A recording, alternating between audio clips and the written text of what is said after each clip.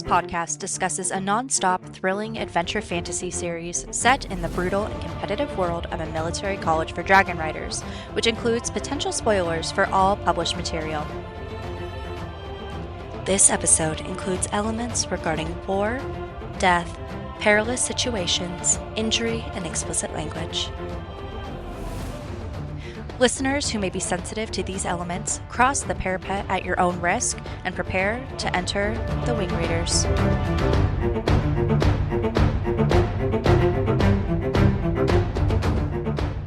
Welcome to the Wing Readers, where we deep dive into the Empyrean series chapter by chapter, theorize, and overanalyze. I'm Abby. I'm John. Cassie. And I'm editing Abby, and today we are covering the second half of Fourth Wing, Chapter 17. We get super deep into spoiler territory in this one, so a very applicable reminder that all published material is fair game, so please listen at your own risk. We recorded all of Chapter 17 in one go, so no battle brief for you today. We are jumping right back into the chapter. Without further ado, take it away past us. Take me to flight school, Cassie. Yeah. Okay, we're in flight school. We get special flying leathers now, which are thicker and have no patches. And goggles. Besides rank. Yes, and they very smartly get goggles because I don't know if you've been in a boat or a convertible or some other open-topped vehicle at high speed. It doesn't even take that fast. Your eyes be watering. Motorcycles are the same. Mm-hmm. Yes. And that's why you wear a helmet with a shield on it. So here's where I said, okay, so there's no patches besides rank. So patches are for showing off to your other dragon scouts, not the enemy. Mm-hmm. Even though they cheat, well, I guess the rank wouldn't. The rank wouldn't, but you know what? Rank seems to be how many They're for stars showing you off have at your... how many you have. Yeah. Yeah. Nobody else knows what skills you earned your patches for, but they can see how many are on your sash, okay? And I will go so far as to also share, it does not sound like the weapons qualification patches change year by year. So if you have a crossbow patch, That is true. Everyone, no matter what, knows that you are very capable with the crossbow. That's fair. Yeah, that makes sense. And yeah, you don't want to be... You want all of your fellow riders to be like, oh, look at me, but you don't want the enemy to know that. On the other hand, you're probably holding the crossbow and aiming it at the enemy, and I think that would be a pretty big clue as well. You make points. That you make too. points. And so there's patches, and there are also, quote, a lot of sheaths for weapons. But Hell she yeah. may as well just say daggers because that's all they seem to use and all you could sheath on your own body. I mean, doesn't someone, pull out an axe at some point? People Yeah. can use other weapons, but they're not, sheathed in your uniform. I feel like the idea of, small little hatchet axes, strapped to your body, or, okay. I mean, at that point, it sounds like you're wearing a tool belt and not flying leathers. You say potato, I say potato. I bet people do plenty of custom modifications and make their sheaths work for their weapons. The ones who can sew, anyway. Okay, yes. Fair. Okay, so Violet tries really hard to pretend that she's at commercial pilot school and not military war pilot school, and that she has the scariest, most powerful jet.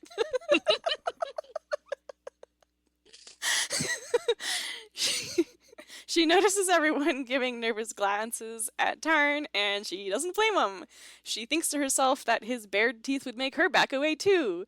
To which Tarn is like, no, you did face dragon teeth, and you stayed to defend Indarna instead, and that's why I chose you. Yep. She tries to deflect, dismiss, downplay, disregard. Did I Yep. get that right? Yes. Deflect is a good one too. That there was a lot going on at the time, okay? And oh hey, where is Andarna anyway? Tarn points out that since she can't hold a rider, it would be silly for her to go to rider practice class. I think this is just a convenient excuse because she's a baby. Mm-hmm. Yeah. Yeah. Which Violet is like, too bad, because she's quieter and less meddlesome than you. Less curmudgeon-y. Yep, absolutely. Yes. She's sassy in a very different way. She's got much more pep in her sass and much less curmudgeon. So Kaori is instructing the whole field using lesser magic as a megaphone for his voice. Quote, God help us when Ridoc figures out how to do that, Violet thinks, because he'll only use it for nefarious purposes. Yep. And here I'm just thinking, like, random Ridoc announcements over the PA system. Announcement. I just took a dump.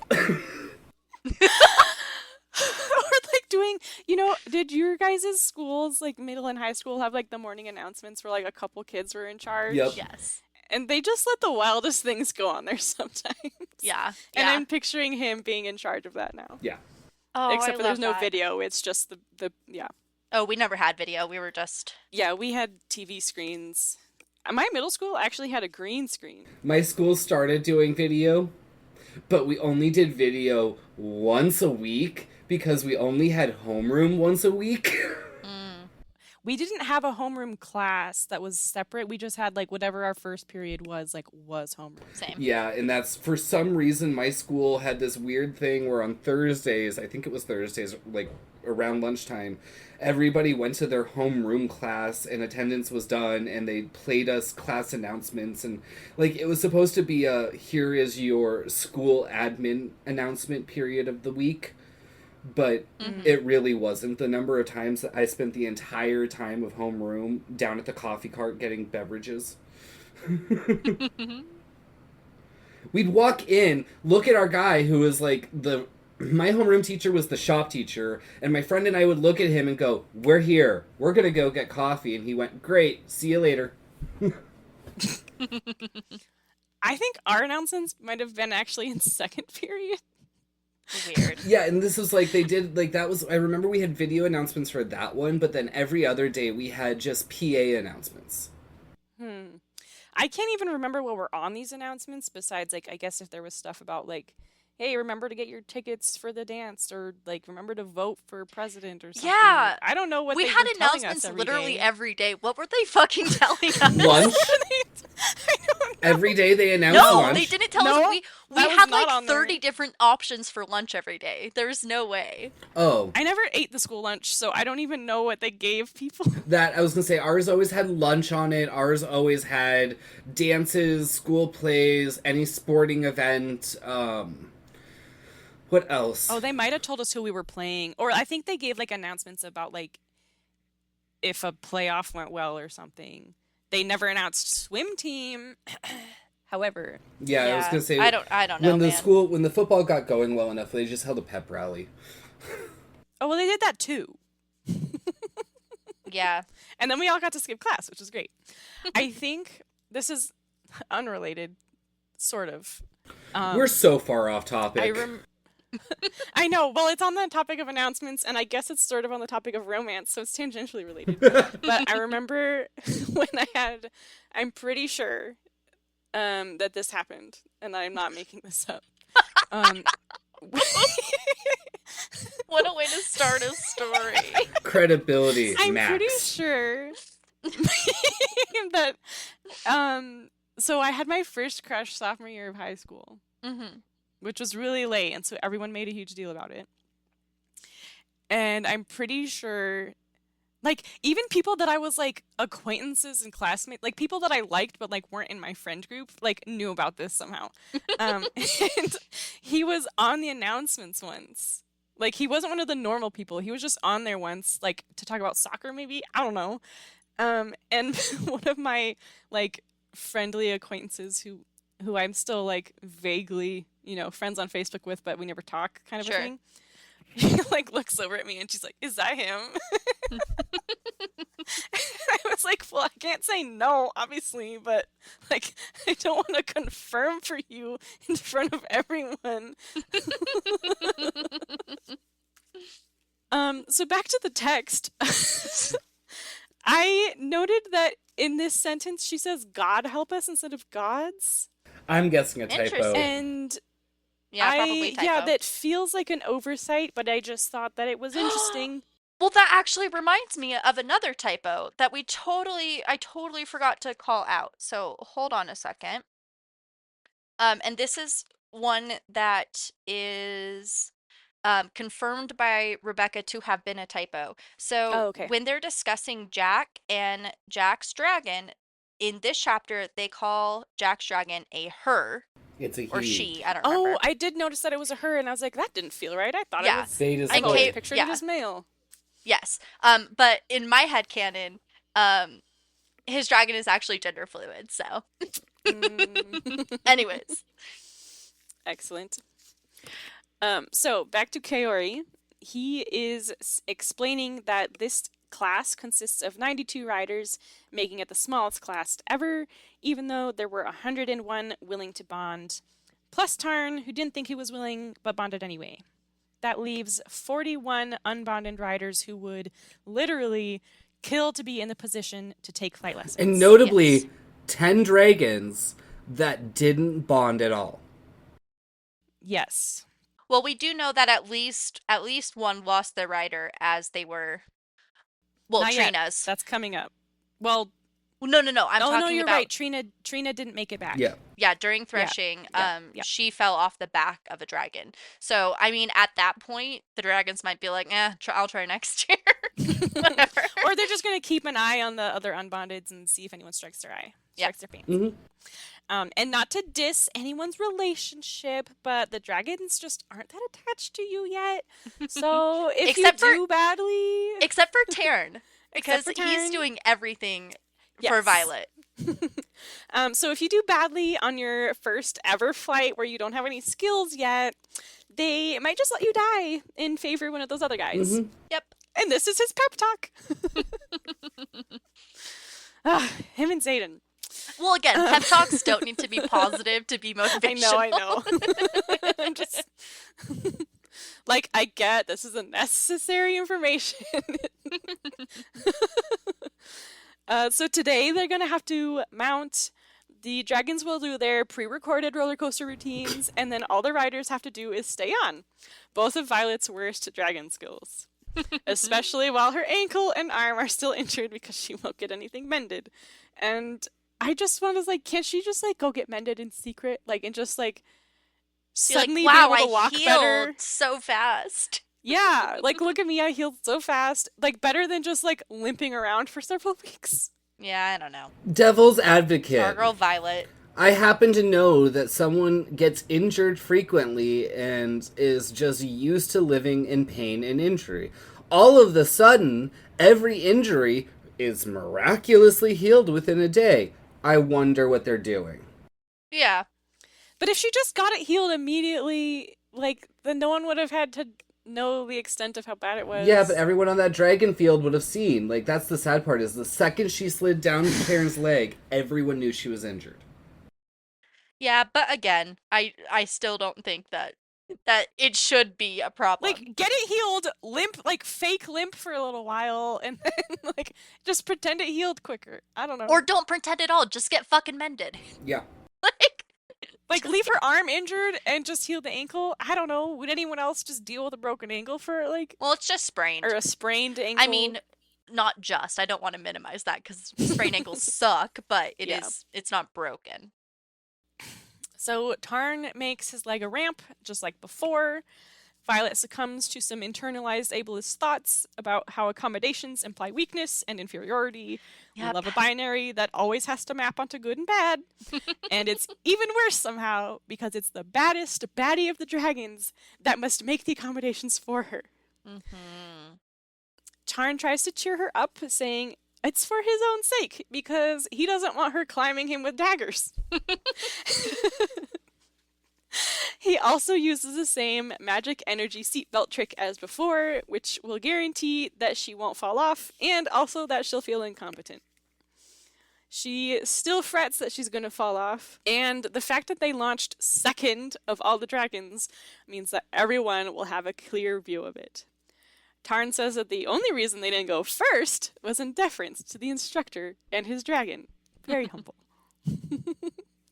Violet notes that it makes sense why she never saw the dragons when she lived on campus before, and I was kind of trying to figure out what she was trying to say here, but it seems like maybe it's because they're flying into the mountains to train instead of Yeah. somewhere visible. Yeah. But this affirms that she had no leg up on anyone else when it came to being accustomed to dragons because they just weren't in a place that she could experience them. Yeah. Okay, are you ready? I'm here. We get a very interesting conversation about the gods here, Yep. which might be a good time for our thoughts about religion and dragons, and which I am going to read. So you're an in-front kind of guy. Good to know. Remind me to spend some time at temple so I can make multiple appeals to Dune or Duna. The goddess of strength and war? Tarn clearly scoffs this time. What, dragons don't think we need the gods on our side? Dragons pay no heed to your puny gods. So my whole theory that the gods are dragons falls apart with that one sentence. But Unless it's subterfuge. Does it though? no dragon would ever call another dragon puny. I'm sorry. Even for subterfuge purposes. But he could be saying the personification of your gods as humans. Like, yeah. those gods. I pay no heed to your puny gods. Yeah. So my thought here is that with a lot of gods, they're personifications of things in the world used as like storytelling devices. There's no reason why, like, whether or not these gods are literally real, I'm going to set that aside for a second.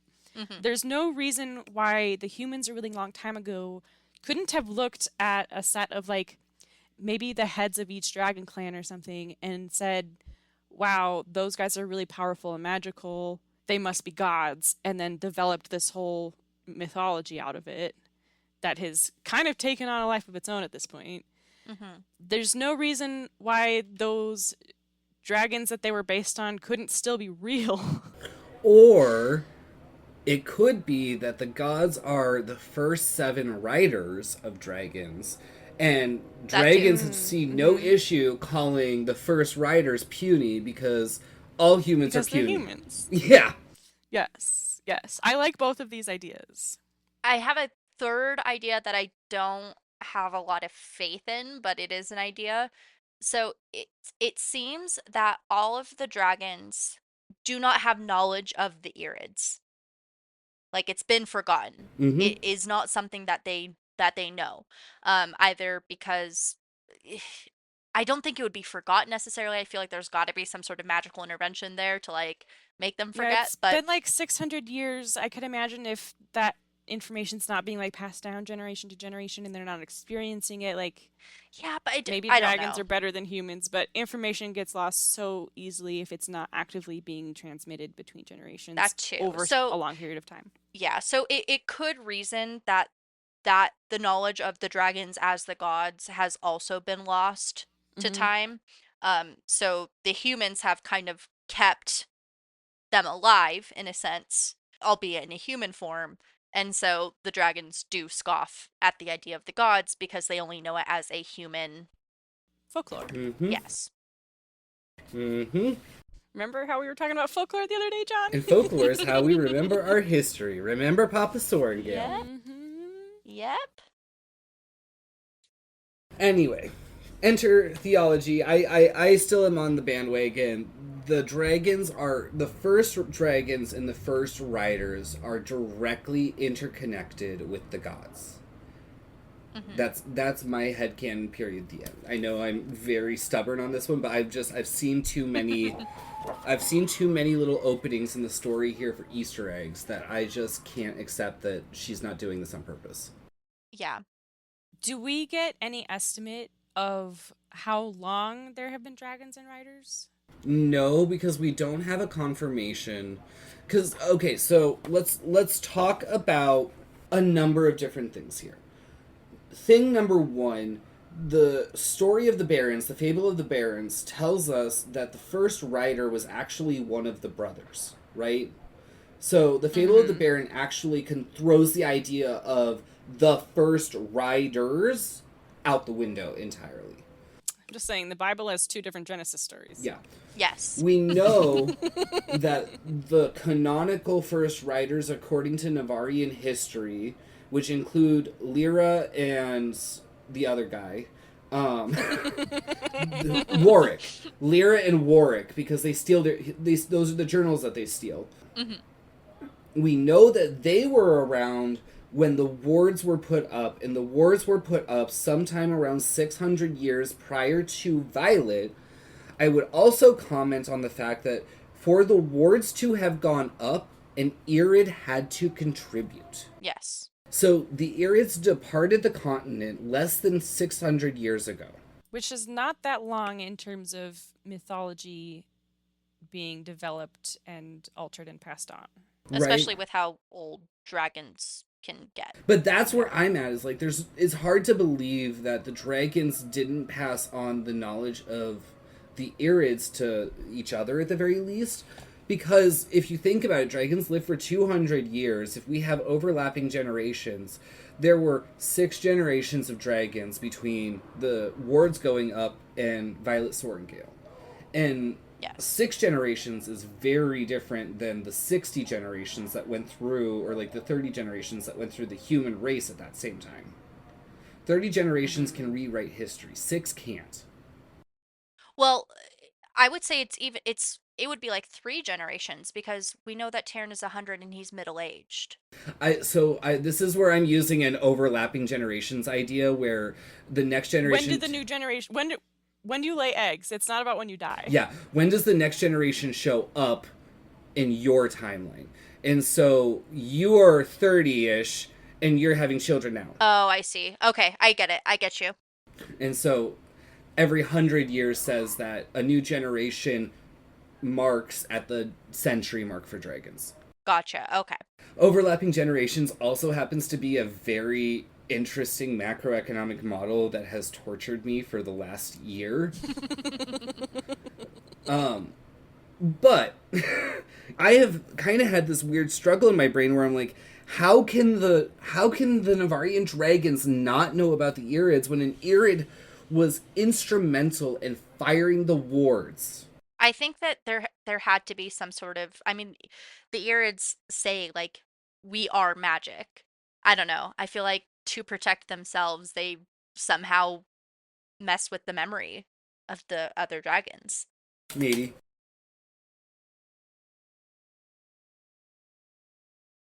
I'm also curious to know if the Irids abhor violence, are they vegetarians? Probably not. No. I mean, Andarna's certainly not. It made me think though about how the Cullens are vegetarians. Right, yeah. Interesting word choice. Well, are you ready to go back to class? Well, there was one more thing that I wanted to say. Give me a moment to see if it Okay. pops back into my brain. I feel like I can buy the fact that the dragons are the gods more than I can buy the gods are more like humans but real, if that makes sense. Mm-hmm. I think it'd be really interesting if the gods are dragons and they're really ancient dragons that are still around and we'll get to meet them because that would be really fucking cool. But There is yeah. that.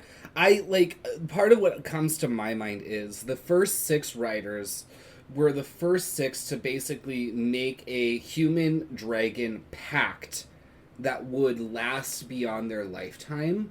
And so there is maybe an argument to be said to the fact that like normal humies watch this random guy land on a dragon, climb off of it, and then start shooting fire from his fingertips, and they're like, oh my god, a god!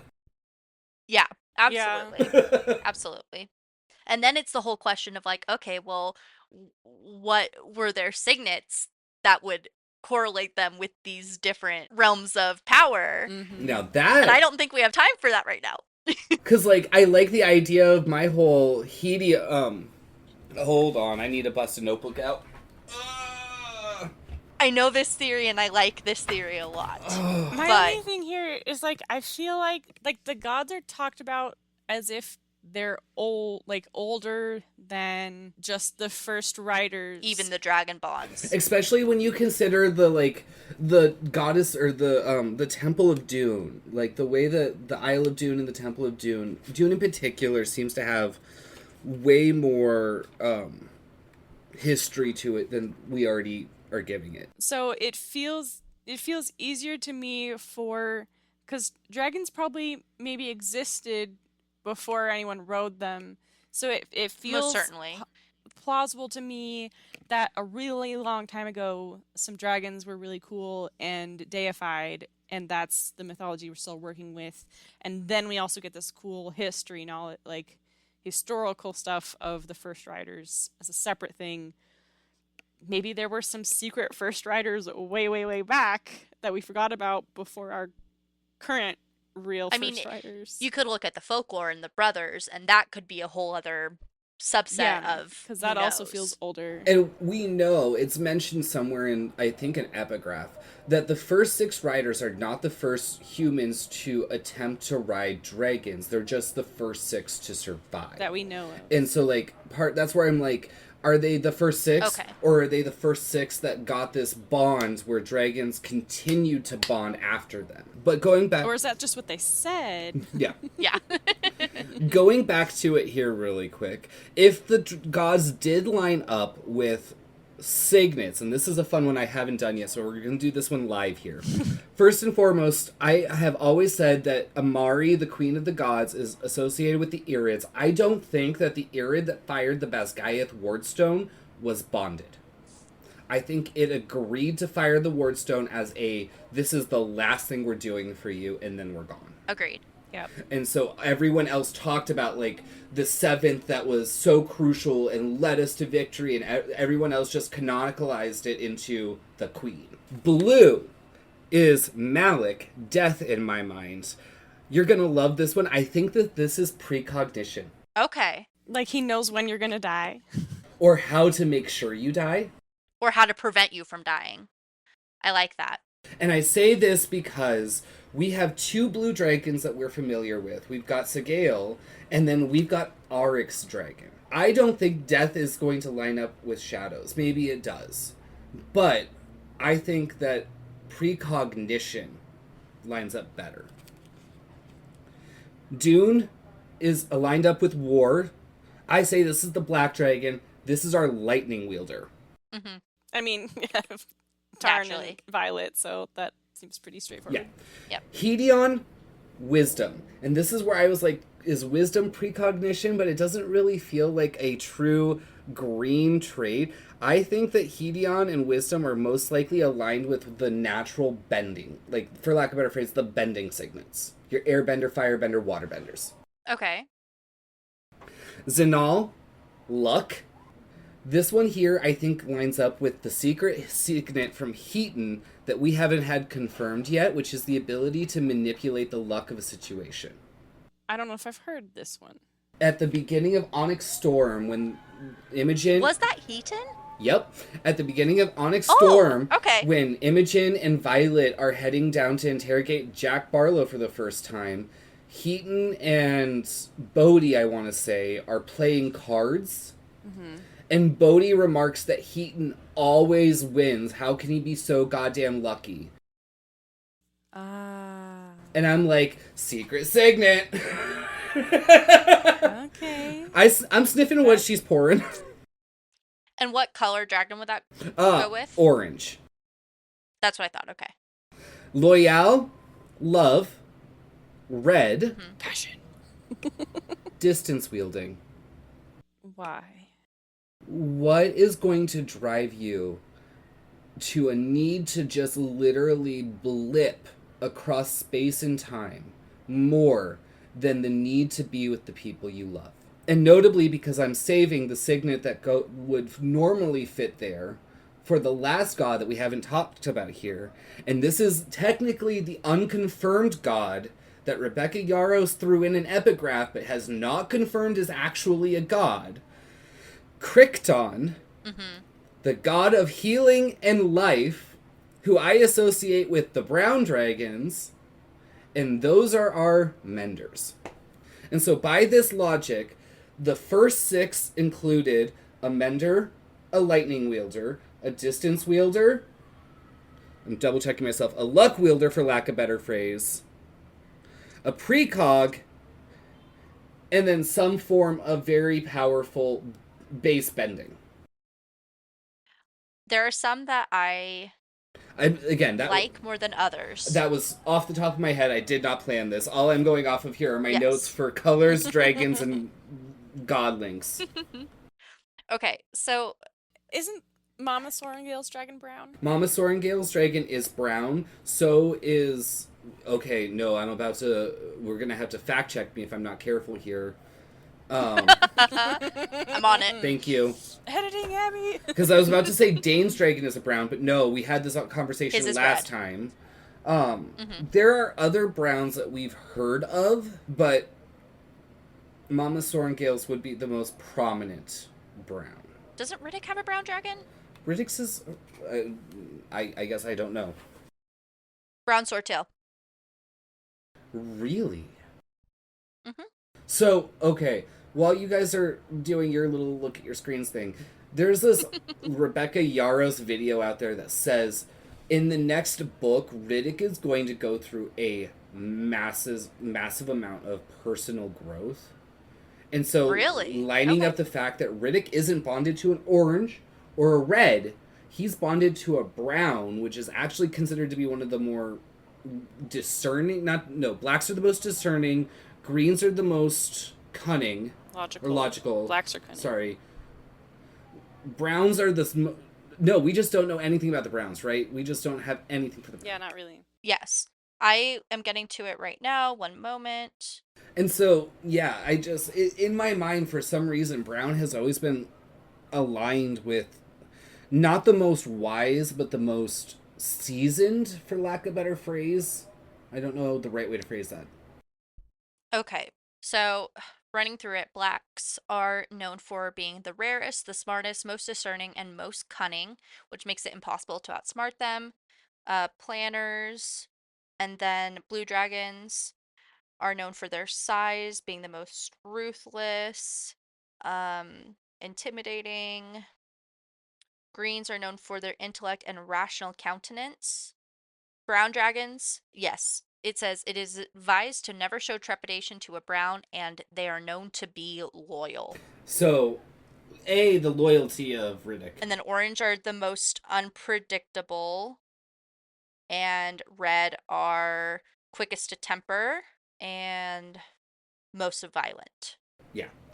And so, like, the fact that Riddick, the class clown, has a brown dragon, Lord knows, she's gonna kill Riddick. You understand this, right? She's gonna kill Riddick, and we're gonna lose our fucking minds. There's gonna be riots on the street. Get out. I disagree. She will not, because I'm manifesting that she will not. After Liam, there's no one that's safe.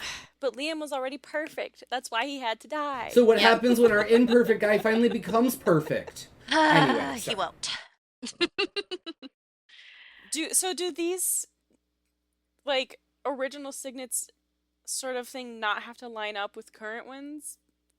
There's also that question of what signets Because are not present at current time, or B we're not aware of them. So like I'm really leveraging so hard on the idea that Heaton has the second signet and is capable of manipulating luck. Maybe Heaton is just a precog. I was actually going to say before we kind of got off topic that I could actually see precog being related to luck. That's one where I was like, then you can manipulate outcomes. precog, Yeah. Like how Arik does. So if you're, especially when you start considering the descriptions of the dragons, precog fits with luck and Zanal with the oranges, fits with black, war, and Dune, because Melgrin is a form of precog, and precognition and war seems to be hand in hand, or death and Malik, like, or wisdom. That's one of those ones where like you've got some of these signets that could fit in multiple categories, and some of these signets that don't feel like they really perfectly fit any category. Yeah. And so I also would totally be willing to say that there are some of those signets that I listed that are completely wrong because we don't know the signet. Like, Yeah. Is Heaton really manipulating luck, or can he just see the future and is cheating at cards like a bastard?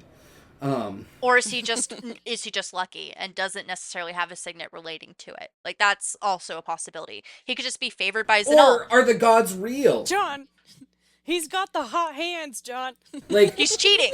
maybe he's like the Flash, and he's able to move so quickly he can just like rearrange the cards before anyone can see. Or he's a dedicate of Xanal. That's what I was gonna say. Is maybe we'll find out that Heaton only prays to Xanal, and the gods are real, and Xanal loves him. Yeah. See, and that's why I'm like, why is everyone else not praying to Xanal all the time? So I feel like this theory has a lot of legs. I think that Like a centipede. just for telling a good story, having some I can't think of words. Having parallels. There we go. Having parallels between the original 7, the gods, and our current writers makes a lot of sense. I don't think we're quite there yet. I love the track that you're on. And I feel like we should probably table this until we get to Onyx Storm. Yeah. Because we've gotten it out there. And most of the evidence I feel like comes from Onyx Storm, so we can definitely talk about it more then. And then, when we get a new book, that's going to be a lot of fun. Oh, that's going to be a lot of fun. Now we get to go back to flight school, and we've only got a couple more pages, guys, okay? We can do it, we can do it. I feel like a lot of this is like skimmable. Yeah. So Violet complains some more about Tarn holding her on. He asks if she would rather be like Gloun's rider who fell onto a glacier. Yep, someone's already been lost. Yep. Victory for one unbonded cadet. Which, then I was like, wait, so how did the unbonded cadets bond the new dragons? Because I don't remember how this process works at all. Like, is there another threshing? Like, No. maybe we'll get to this in another chapter when someone does bond. Yeah, we can discuss dragon. then. I think we've discussed enough. So let's side table that question. So one is down. Woo, scary. But Violet still insists. In fact, she says the effort must be draining for Tarn. He scoffs that he's far too powerful for such a thing to noticeably affect him. But she can try if she wants. So he lets go, takes a turn, and she instantly slides off. Yup.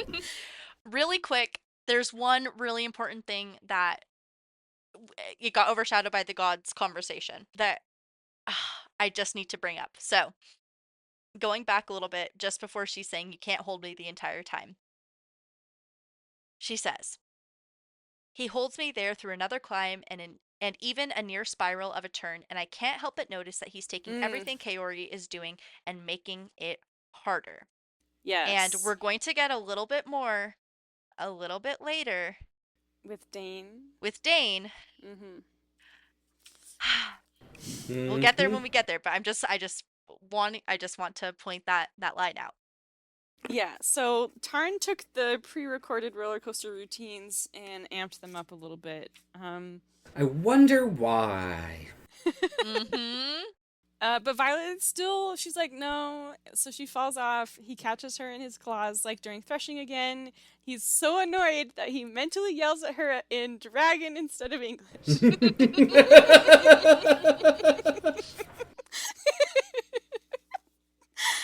She continues to insist that she must be able to do this on her own, so she falls again and again and again and again. So he calls her stubborn silver human. Yes. And I just wrote, no. Excuse Never. you. It's only her middle name, okay? It doesn't mean anything. So that is the flight lesson. Later that same night, she is on her way to a strength class with Imogen, despite all the bruising and soreness. And on her way there, Dane catches up to her in the hallway. She waits to feel excited about him running after her for a private moment, but just doesn't. Yeah. She tries to talk herself into liking him. He's hot and kind and honorable and her best friend and just an all-around good guy. So why don't we have any chemistry? Mr. invading your thoughts every time he gets the chance is not very honorable. Oh, don't get me started here. Mr. never demonstrates that he actually cares about you above anything else is so a good guy. Mm-hmm. So they stop in the hall to chat. She says that she's on her way to work out. He's all, you didn't get enough during flight today? Coming from Ridoc, this would have been a joke, but this is Dane, who is always concerned. Mm-hmm. She checks her bandages to confirm that her stitches are intact, which definitely helps her case. Dane says that he thought she would be okay once Tarn chose her. Why? But she doesn't seem to be. Why would you think that? I was like, well, first of all, why would you think that? Second of all, no, you didn't. Yeah. You still thought she would be in danger. You tried to get her to only pick on Darna. Yeah. And, like, literally in a couple sentences from now, you will, like, contradict what you just said. Yeah. Violet's voice starts rising as she says she'll be fine. She just needs some strengthening. And it's just an issue because Tarn wants to do the advanced version of everything. She's getting irritated. Yep. She's not consoling him anymore. No, she's going straight to defensiveness and justification. Tarn butts in that it's for her own good, reminding us that dragon bonds mean no privacy. Yep. Her spacing out for a sec also worries Dane until she explains it's just Tarn talking to me. He says that's good because telepathy, like more telepathy, means a stronger bond. But Tarn also should really take it easier on her because it's not like there's anything to worry about besides griffins, and they don't even stand a chance against a dragon. Yep. And so here we go. Here we go. He knows. Well, the thing is, Dane. Tarn says he should mind his own business, which Violet does not pass on. But she does defend to Tarn that Dane is her best friend, and that he should go easier on him. And Taryn snorts. But yes, this is directly related to the line that I pointed out that there's no aerial threat besides a griffin. And Taryn's just like, mind your own fucking business because there is, and I'm prepping our girl for it. Yeah, just because your dragon isn't, like, helping you out with this. Not to mention the fact that, like, this is one of the first times that we see Violet actively standing up to Taryn. Like, again, second largest creature on the continent. And she's... Yep, snapping at him. She's doing this constantly. I know, but, like, she's starting to get comfortable with it, and she's the only person on the continent capable of doing it. Yep. Yeah. Dane reaches for her face again and reads her memory. He has to be doing that here, of the kiss. Thank you for calling it out. Because he's prompting her. He's prompting her. He's looking at her lips, trying to get a read on her reaction to it before bringing up the very subject. Yup. About last night. Really quick, did you guys see where he lets go of her?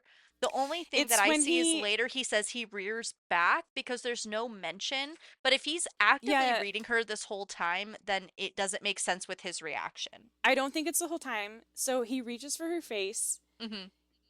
He looks at her lips for a heartbeat and then steps back. Mm-hmm. So I think when he steps back... Oh, before he steps brings- back. Oh my Yeah. god, I totally frickin' missed that. Sorry. So I think he's doing the read very quickly, and then he steps back, brings his hand down, and Yeah. is like, "Hey, so about last night." So he probably sensed like her awkwardness or like being Yeah. like this. Because he's clearly is not getting weird. the full. Yeah. Yeah. So Violet very saucily asks which part.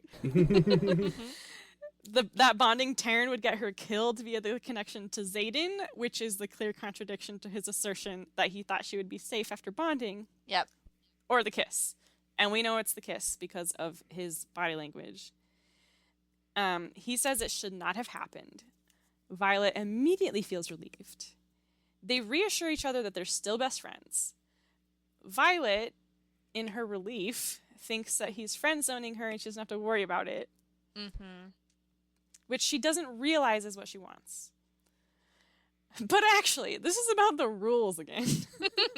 And not only the rules, but the fake rules. The Yep. unenforced rules.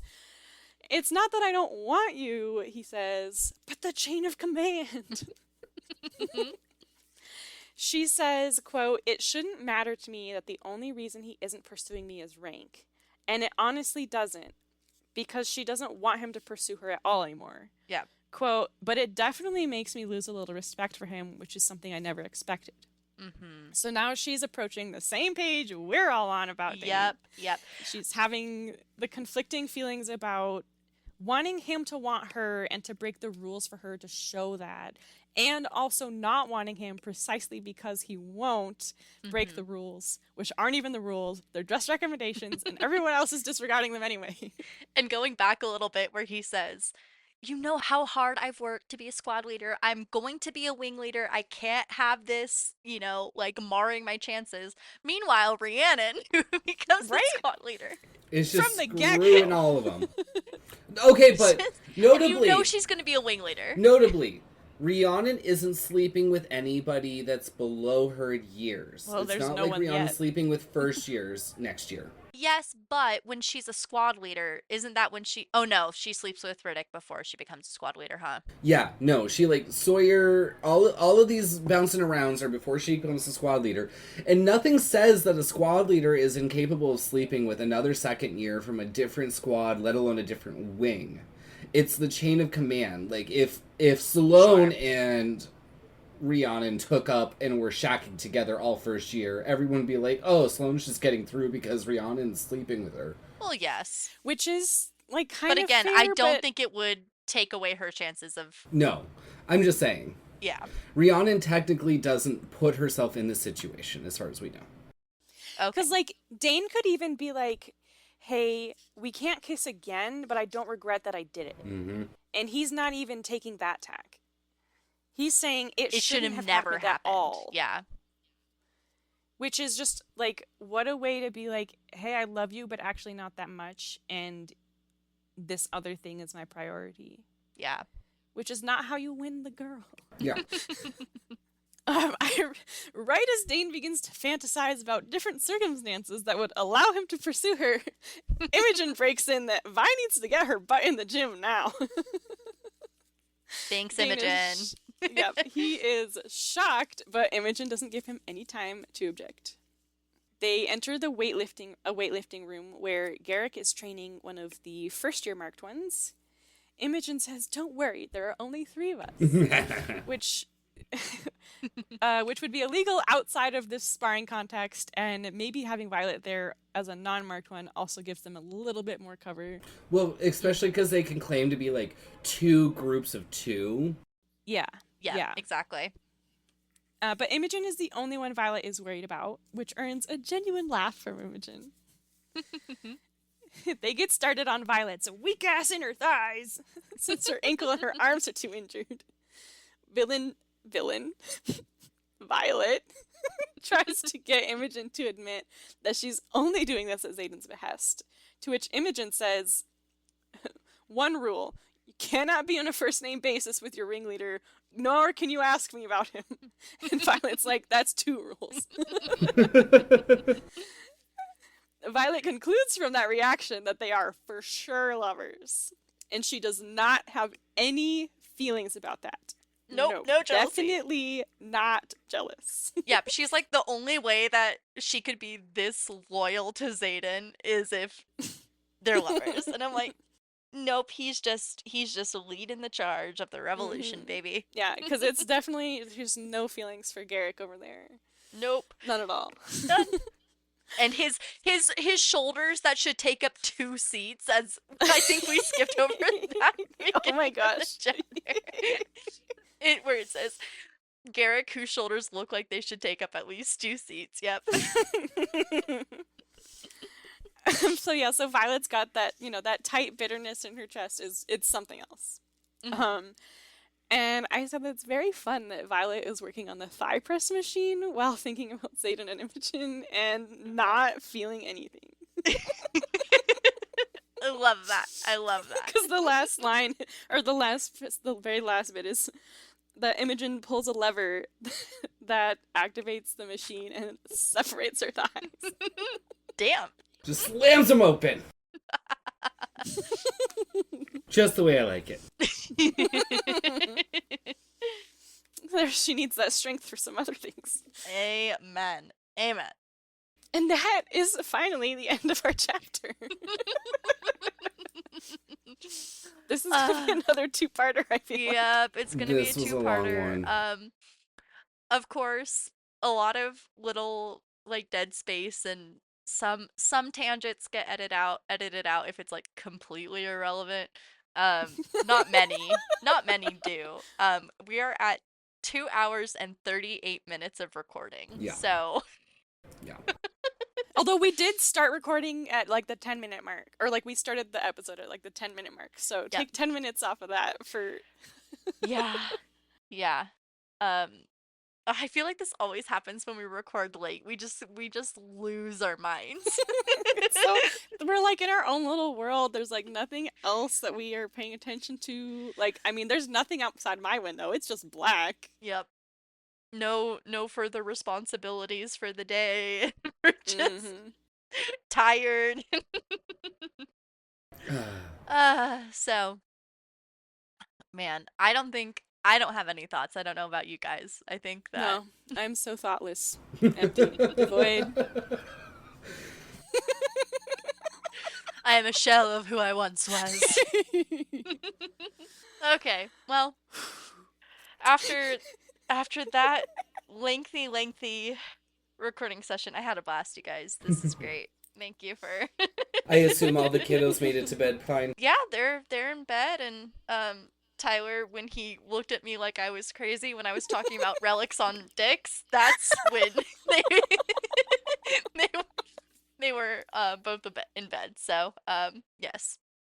Very good. So Tyler got some game time and everything. Yes, Good. yes. Everyone's Good. happy. Carl's also going to bed and telling me I need to be quiet now. So perfect. Yes. Gotta love So- that Car is telling you that. The girl who used to stay up until 3 a.m. every night. Yeah, but she has to work tomorrow. That'll do it for us tonight, you guys. Until next chapter. Goodbye. Bye. Jenny!